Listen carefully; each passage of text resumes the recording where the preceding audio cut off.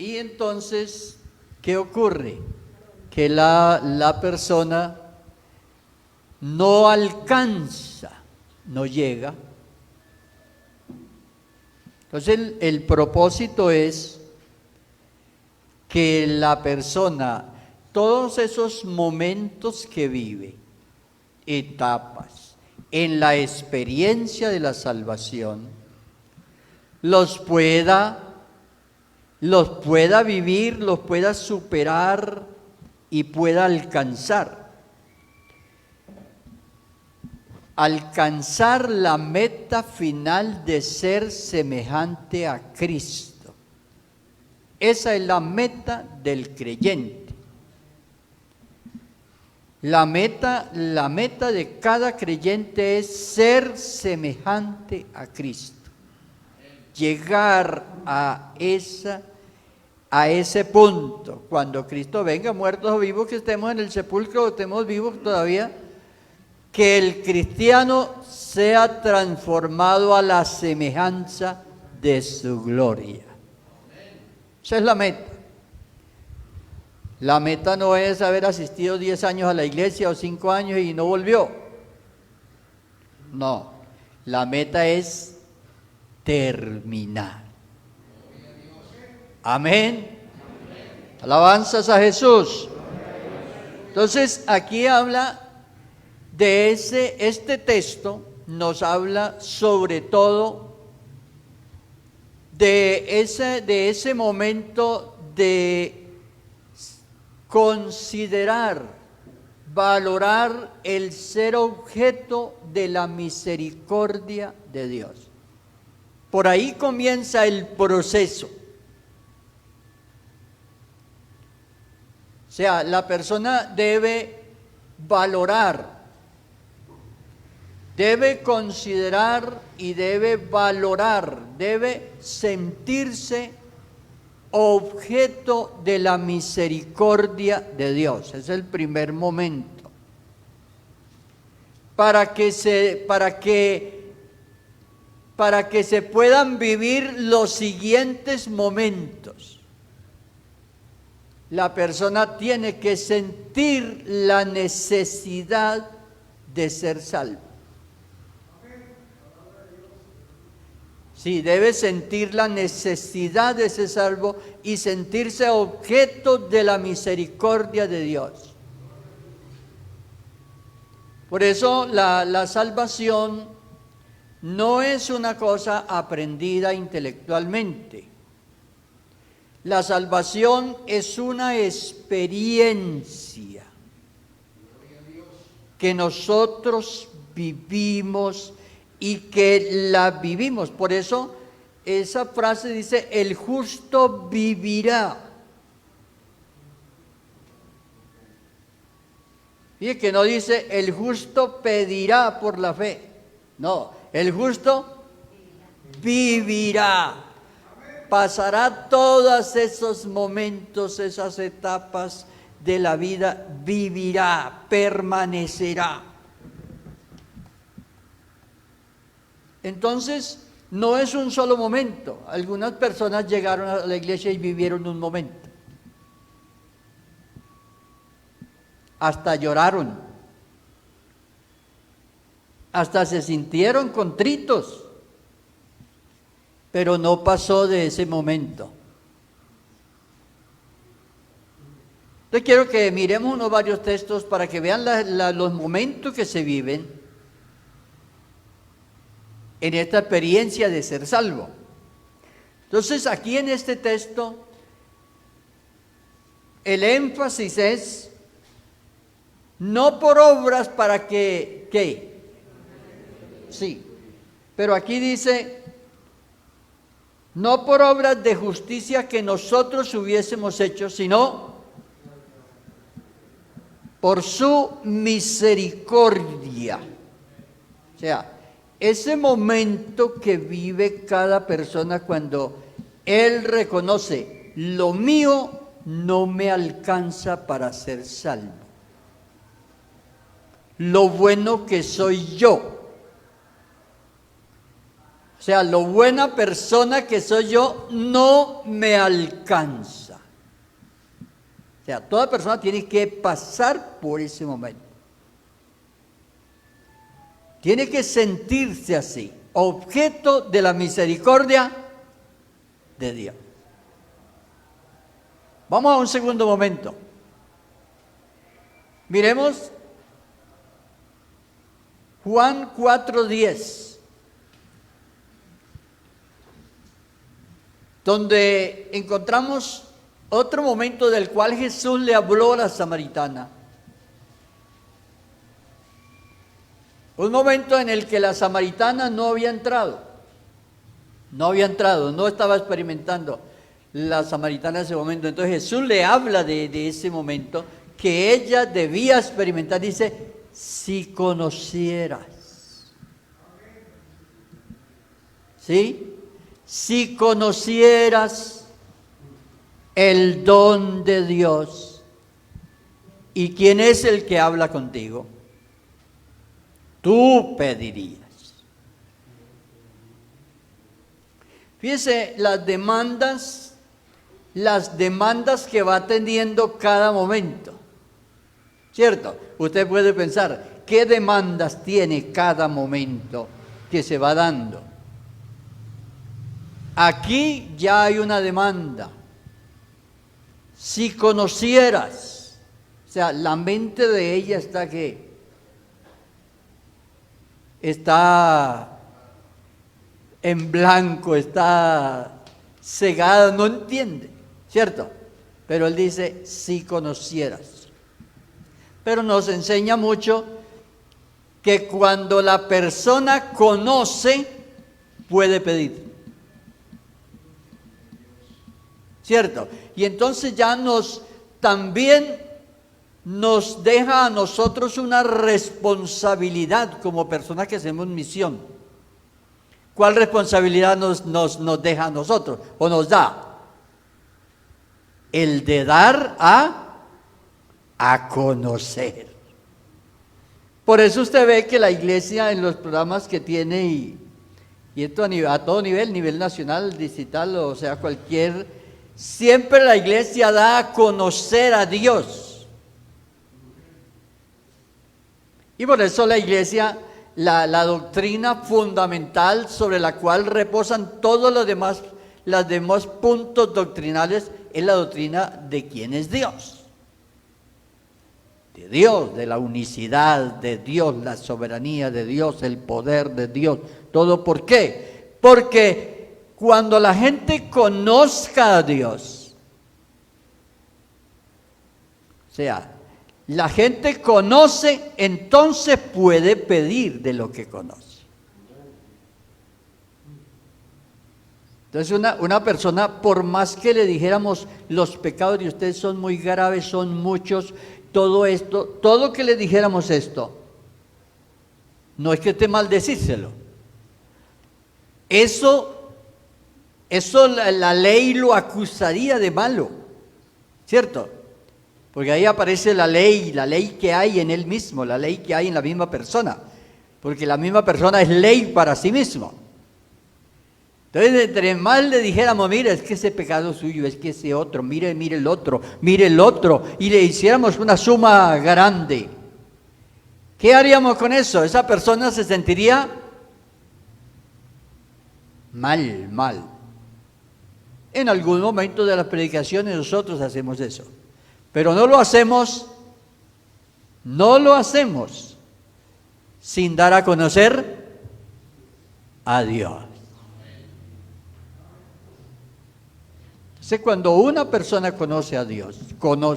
A veces, cuando nosotros estamos haciendo misión con las personas y experimentamos una situación de tener algún afán de que se convierta la persona. Y todos experimentamos eso, de que tengamos como ¿cierto? Yo quiero que se convierta. Y es que sí queremos, ¿cierto? Queremos que la persona se convierta, porque para eso evangelizamos. Pero nos toca que esperar mostrarles a Dios, que conozcan a Dios. Porque cuando ellos conozcan, van a pedir. si conocieras el don de Dios. Entonces a veces se juzga a la suegra, al suegro, al cuñado, al vecino, se le juzga, se le puede juzgar y decir, qué gente tan dura. Pero ¿qué ha pasado? No les hemos dado a conocer. Y entonces hasta que no conozcan no van a pedir. Entonces hay que tener la paciencia de todos esos momentos, ¿cierto? Conocer y dar a conocer a Dios. Y llega el momento, yo creo que usted ha vivido experiencias con personas que usted ha evangelizado, personas que usted ha evangelizado y ha ganado para Dios, y se ha dado cuenta que se ha vivido eso. Y de pronto cuando la persona abrió los ojos y vio a Dios, conoció a Dios. Entonces dice, ahí es cuando la persona pide. ¿Por qué? Porque la persona misma tiene que pedir. Mire, la salvación tiene esa particularidad aquí en la gracia. Allá el pueblo de Israel estaba elegido, ustedes son hijos de Abraham y ya. Aquí la persona tiene que creer. Fíjate que Abraham creyó y le fue contado por justicia de Dios, y usted será padre de una nación. Y entonces ya que decían los otros, yo soy hijo de Abraham. Y eso es lo que hacían ellos, levantar la mano y decir, es que yo soy hijo de Abraham. ¿Por quién era el que había creído? Pero aquí cada uno somos Abraham. Aquí cada uno debe creer. Entonces, hay que tener presente esas cosas que son detalles mínimos y pequeños, pero son importantísimos. O sea, cada persona, aquí en la gracia, cada persona tiene que pedir. Nosotros pedimos por nuestras peticiones y oramos los unos por los otros, pero porque ya están salvados. Ya están salvados. Y oramos también intercediendo por los que no pueden orar y no saben. Digo, Señor, tenga misericordia de ellos. Pero el Señor me dice, pero vaya, predíquele. Cuando yo le pido a Él, Señor, sálvalo, Él dice, vaya, predíquele. ¿Por qué? Porque Él ha dejado que la gente se salve por medio de la predicación del Evangelio. Entonces, esos momentos que vivimos todos y que vivirán y que tienen que vivir los que oyen el Evangelio. Vamos a mirar otro momento. Cada texto de esto puede dar una prédica entera, ¿cierto? Pero aquí los agrupamos para mirar una experiencia que se da en esos momentos que nosotros vivimos cuando nos convertimos al Señor. Entonces, cuando usted mira Juan 8:32, conocido por todos, ¿qué dice Juan 8:32? Y conoceréis la verdad, y la verdad os hará libres. ¿Cuál verdad? ¿Qué verdad? ¿Por qué? La verdad. Ustedes vieron la reacción de la mujer samaritana cuando ya entraron en el otro momento, y ella le dice, bueno, el Señor Jesús le dice a la mujer, ve y trae aquí a tu marido. ¿Y qué dijo ella? Ella dijo, no tengo marido. Sí, bien has dicho, porque hasta dejaron de hablar del agua, comenzaron a hablar fue de ella. Y entonces allí se descubre la verdad.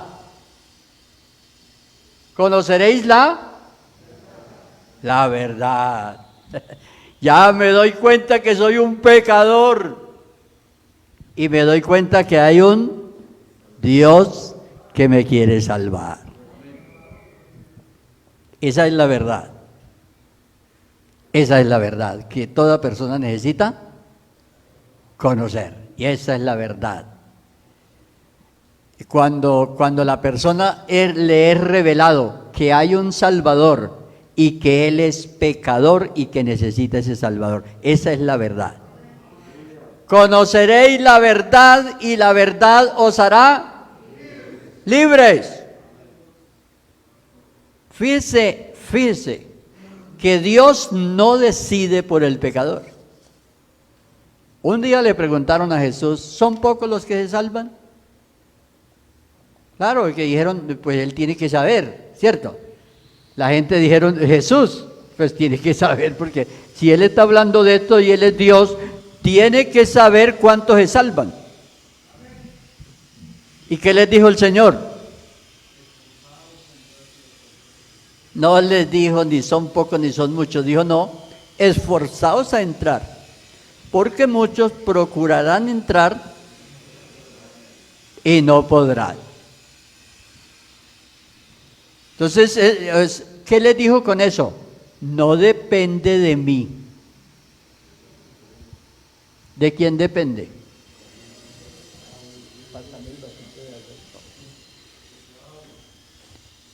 Depende de la persona. O sea, ¿de quién depende? Entonces, esos son detalles muy interesantes que debemos tener presente en esto de la salvación, detalles que los creyentes deben tener presentes en toda esta peregrinación, porque a veces las personas se relajan y entonces dice, no, Dios verá qué hace. Dios hace unas cosas, pero a nosotros nos toca que hacer las otras cosas. Entonces aquí el conocer la verdad. Ya, cuando la persona cae contrito a los pies de Cristo es porque conoció la verdad sobre Dios y la verdad sobre Él. Siempre que usted hable de la verdad, se va a encontrar siempre con esos dos aspectos que conforman la verdad. La verdad no es que le digan a usted todo lo bueno. Por eso, al pecador también hay que darle una mala noticia, que está perdido, y luego darle la buena, que hay un Salvador. Entonces, eso es muy importante. ¿Vamos en cuántos momentos? En 3. ¿Qué horas son? Bueno, 1:30. Que no nos vayamos para un tercer culto aquí. Bueno, entonces ahora viene un desafío que se presenta y nosotros hablamos mucho de creer, ¿cierto? Y la Biblia habla del creer. Cuando usted mira, por ejemplo, 2 de Pedro, capítulo 1, versos 3 y 4, y usted dice, ¿cómo llego yo a ser convencido? ¿Y qué es lo que yo tengo que creer? Porque algunas personas dicen, yo ya creo en Dios. Yo creo en Dios. Y yo creo que la Biblia es la palabra de Dios. Y yo creo que esta iglesia es la iglesia de Dios. Entonces la persona dice, yo creo. ¿Cierto? La persona dice, no, 1 más 1 más 1, 3, yo creo. Yo tengo que ser salvo, yo creo. Pero ¿qué dice allí? ¿Qué es lo que nosotros le creemos a Dios? Ese momento de creer las promesas de Dios. Llega el momento que lo bautizan a usted en la iglesia, lo bautizaron. Y los hermanos le hicieron ese acompañamiento hasta el bautismo y todo, ¿cierto? Después ya el hermano se bautizó. Y ahí pues, seguimos haciendo un acompañamiento, ¿cierto? Pero ya el hermano que lo evangelizó tiene sus propias pruebas y dificultades. Y el otro tiene también las pruebas de él. Y el otro tiene las necesidades de él. Y usted miró para todo lado y dice, estoy como solo. Ahora levante la mirada arriba. A creer las promesas de Dios. Esas preciosas y grandísimas promesas. O sea, esa es la fe. Y el justo vivirá por la fe. Las promesas de Dios, creer lo que Dios nos ha prometido. Entonces ese momento de creer, que tiene diferentes momentos, creer las promesas de Dios.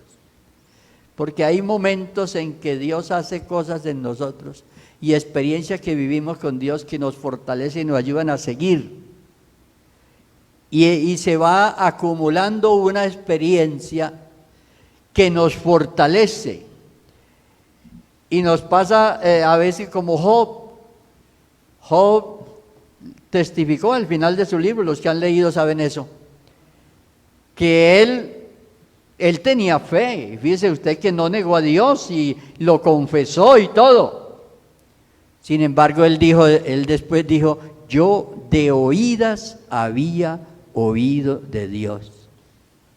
Pero ahora, después de todo esto que me pasó, después de toda esta situación, ahora sí lo conozco más. Entonces, ningún cristiano se debe asustar ni preocupar por esos momentos que haya que vivir en la vida cristiana. No, creemos las promesas de Dios, lo que Dios dijo. Porque a veces nosotros miramos una promesa de Dios y no coincide con lo que me está pasando a mí. A veces uno dice, pero es que aquí dice esto, pero es que a mí lo que me está pasando es diferente y no me debiera estar pasando esto. Pero ¿qué ocurre? No, es la promesa de Dios, yo sigo caminando. Yo sigo caminando. Es lo que Dios ha dicho. Mira, alguna persona, por ejemplo, puede leer en la Biblia que Dios los va a prosperar. Y entonces él lleva 6 meses en la iglesia o 1 año y dice, pero es que nada. No llega la prosperidad. Pero el Señor no le ha dicho cuándo, pero que lo va a prosperar. Vea, y yo les digo, yo tengo hartico tiempo en la iglesia. Y yo les digo, y aquí tenemos al hermano Novarino que tiene más de 60, ¿no? De estar en la iglesia. Ven. Y sabe que eso es verdad. Sabe que Dios no falla. Cuando nosotros creemos las promesas de Dios, vea, Dios no falta. Él es fiel y Él va a traer bendición. La trae porque la trae. Entonces, eso es lo bonito de esos momentos que uno vive, porque la vida cristiana, a veces nosotros quisiéramos que fuera sin dificultades. ¿Y a quién le gusta tener dificultades? ¿Cierto? No le gusta. Pero nos gustan los milagros, ¿cierto que sí? Qué bueno los milagros, sí, pero sin problemas. Y resulta que sin problemas no hay milagros. Sin dificultades no hay milagros. Los milagros se ven ahí en medio de las dificultades. Entonces, aquí hemos llegado a esa experiencia que se viven acercándonos a Dios, ¿cierto? Creciendo en Dios, viviendo con Dios. Se vive esa experiencia. Recuerden que tuvimos una enseñanza, fue con los de la noche, que tuvimos una enseñanza sobre 5 palabras. ¿Quién la recuerda? Aquí hay de los que tuvieron. Sobre 5 palabras, ¿cuáles fueron? Roberto, estaba ahí. Tuvimos una enseñanza con los de las 7 de la noche, sobre 5 palabras, hace 15 días. Pero uno en 15 días se le olvida, ¿cierto? ¿Y cuál palabra era? La primera.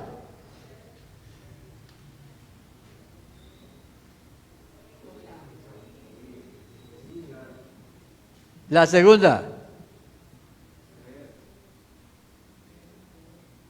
Sí. Recibir, y había otra, hasta llegar a la última, que era ¿cuál? Alcanzar. Acuérdense que la última era alcanzar. Bueno, yo entonces les puedo volver a predicar eso porque ya les olvidó. Esa es la ventaja. Gloria a Dios. Entonces, aquí tenemos la palabra recibir. Mire, a veces uno lee en la Biblia recibir y uno dice, uno siempre tiene la idea de que Dios tiene que entrar a nuestra vida como un rayo, ¿sí? Que entra. No, es así. Yo estoy a la puerta, ella. O sea, una predicación puede ser unos golpecitos a la puerta. Eso puede ser una predicación para una persona, unos golpecitos a la puerta. Pero no quiere decir que entró. ¿Qué pasó? La persona no abrió. He aquí yo estoy a la puerta y llamo. Eso es Apocalipsis 3:20, ¿no? Yo estoy a la puerta y llamo. Si alguno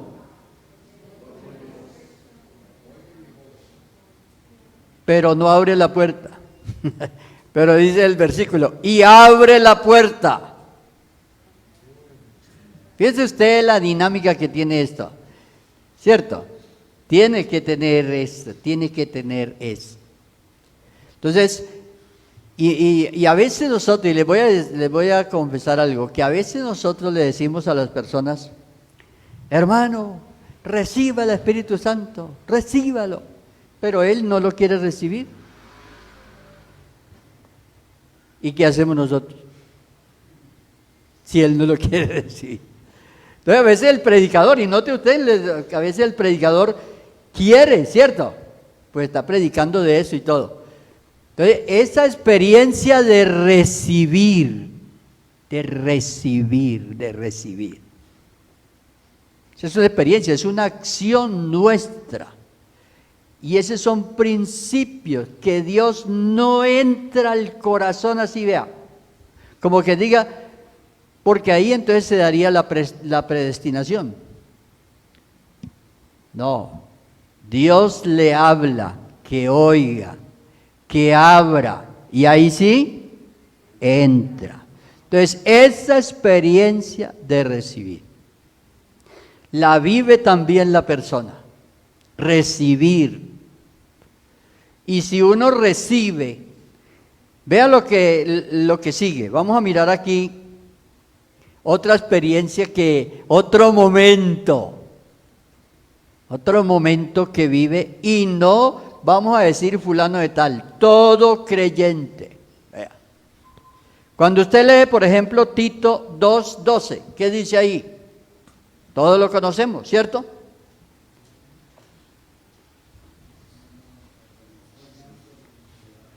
Si usted lee desde el 11, dice, porque la gracia de Dios se ha manifestado para salvación a todos los hombres.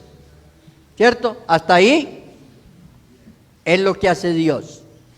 ¿Cierto? Hasta ahí es lo que hace Dios. Porque la gracia de Dios se ha manifestado para salvación a todos. Bueno, pero lea lo que sigue. Enseñándonos que Entonces, aquí viene otro momento, oiga, otro momento. ¿Cuál es ese momento? El momento de la renuncia. Renunciar a la impiedad. Renunciar a la impiedad y a los deseos mundanos.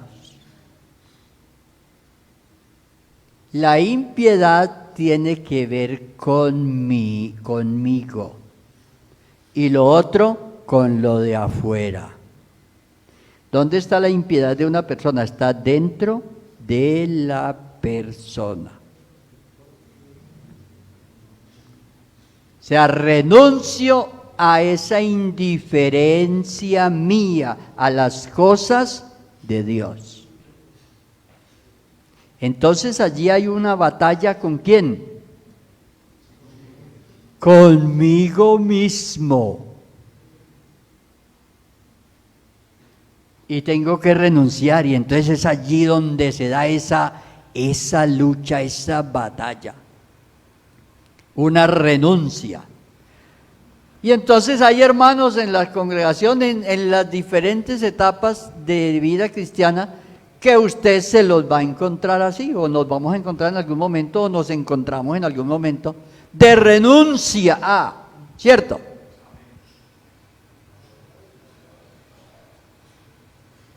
Porque aquí la Biblia está hablando con una persona que está en el proceso de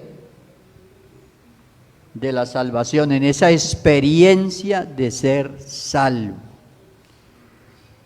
Entonces, renunciar, eso implica una decisión.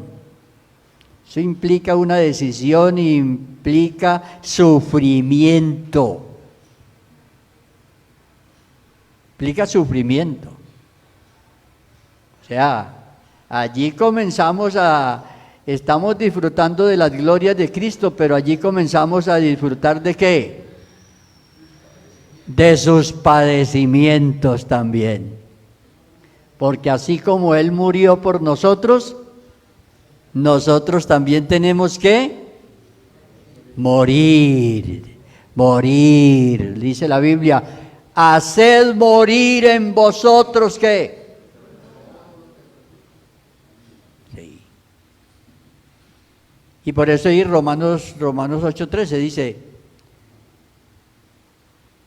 dice, si vivís en las obras de la carne, moriréis. O sea, entonces aquí hay que morir y eso duele. Eso presenta cierto dolor. Pero precisamente ya la persona son momentos que hay que superar, que hay que vivir y que hay que superar. Porque es la experiencia de la salvación. Entonces, vamos a ver cuánto duele.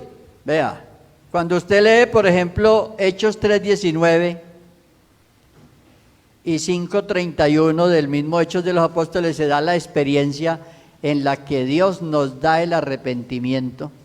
Dios nos da el arrepentimiento y experimentamos ese quebrantamiento. El arrepentimiento viene a raíz de un quebrantamiento que nos hace el Señor. Por eso es imposible que una persona sea salva sin ese quebrantamiento. Y eso es lo que a veces las personas confunden. Y al no saberlo, entonces, o se apartan o se devuelven, o otros que lo están viendo en ese padecimiento, los juzgan mal. Entonces, dice, así que arrepentíos y convertíos. Entonces, sepamos que los creyentes viven en ese momento. Entonces, de pronto usted tiene una lucha allí con algo. Y entonces el creyente dice, no, pero es que yo pensé que estas luchas no le venían a uno y yo realmente, yo pienso que es que entonces yo no tengo nada. Yo no me entregué al Señor, yo no tengo nada. No, por eso tiene la lucha. Por eso está en la lucha. Si usted no tuviera ese llamamiento de Dios a la salvación y no estuviera viviendo esa experiencia, no tenía esa lucha. Usted estaría cegado y usted a lo bueno le diría malo y a lo malo le diría bueno. Pero aquí ya hay un discernimiento en usted y eso hace que usted se enfrente a eso. Todo esto se enseña, hermanos, para que no nos dejemos derrotar. No nos dejemos derrotar de nosotros mismos a veces, o a veces de las cosas del mundo. Entonces la renuncia es a las cosas del mundo, y eso produce dolor. Fíjese usted, cuando ya la persona es la que se convierte al Señor. La persona se convierte al Señor. El Señor le regala el arrepentimiento, lo quebranta. Por eso la persona contrito, dice al corazón contrito y humillado, no desprecia a Dios. Ese trabajo hasta ahí lo hace Dios, quebranta al pecador. Y ya ahora está capacitado para decidir. Y entonces ahora cada vez que vas sabiendo que esto es malo, que esto no es agradable a Dios, entonces debe convertirse de eso. Y convertirse es rechazarlo. Rechazarlo. Entonces estamos hablando hoy de la experiencia de la salvación. Mencionemos el último versículo para que terminemos aquí. Ahora, la experiencia, ese momento de ser hijos de Dios creyendo en su nombre. Yo les he dicho en otras oportunidades qué significa que nosotros seamos bautizados en su nombre, que creamos en su nombre, que somos el pueblo del nombre del Señor. ¿Qué significa? Que usted diga, yo me bauticé en el nombre de Jesús. Me bauticé en el nombre del Señor Jesús para el perdón de mis pecados. Pero usted sabe qué recibió por eso. Además de usted ser perdonado, usted tiene nombre. Usted tiene nombre. Conoce el Señor a los que son suyos. Ese es el sello de la salvación de la persona. Dice allá en 2 Timoteo 2:19, dice, el fundamento de Dios está firme, teniendo este sello. Conoce el Señor a los que son suyos,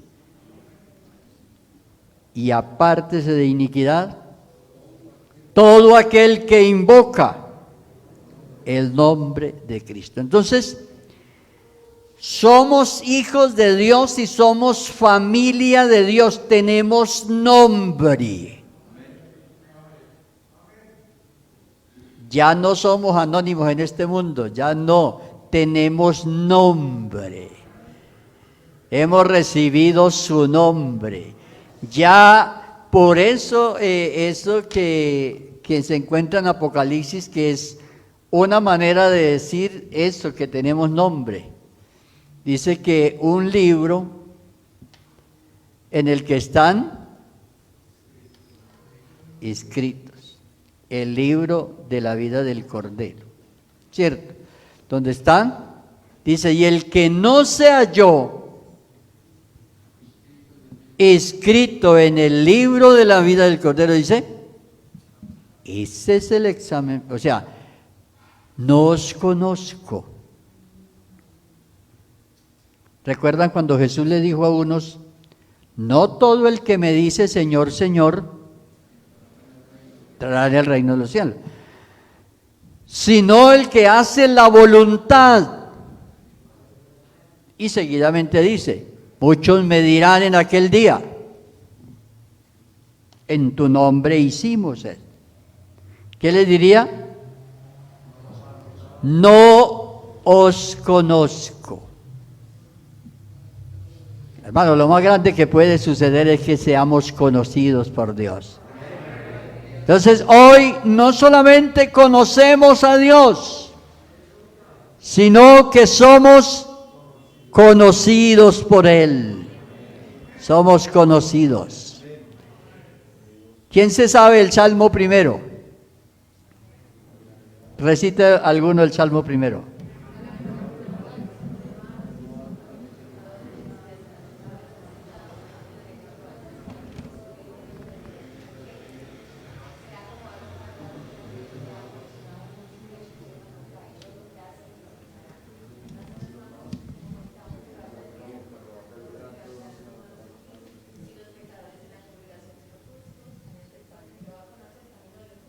Jehová conoce.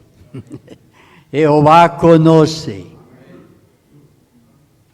O sea, eso es muy importante, hermano. En los 5 principios que hay en el libro de Génesis, 5 principios que hay en los primeros versículos, uno de los principios es ese, que Dios puso nombre. Puso nombre. Y hoy nosotros, por eso Él se manifestó con un nombre, porque nosotros necesitábamos nombre. Estábamos sin nombre, no teníamos ciudadanía. Pero hoy, gracias a Dios, tenemos nombre. Aquí, en medio de este mundo de aflicciones y de problemas y de circunstancias y situaciones difíciles, esas que vive usted allá solo, que a veces nadie le puede ni orar por usted porque usted no se sabe. Pero usted ora a Dios y confía en Dios y espera en Dios. Allá, en esos momentos, o sea, allí en esos momentos que vive, pero sepa que usted es conocido. Por eso Jesús autoriza y dice, todo lo que pidieres en mi nombre, porque ya somos conocidos. Póngase de pie en esta hora. Y vamos a darle gracias a Dios por esta mañana que nos ha concedido. Maravillosa mañana para estar reunidos. Oramos por todos los que están en sus casas, amigos y hermanos que nos están viendo y que han oído esta palabra. No en vano estamos aquí, no en vano hemos perseverado.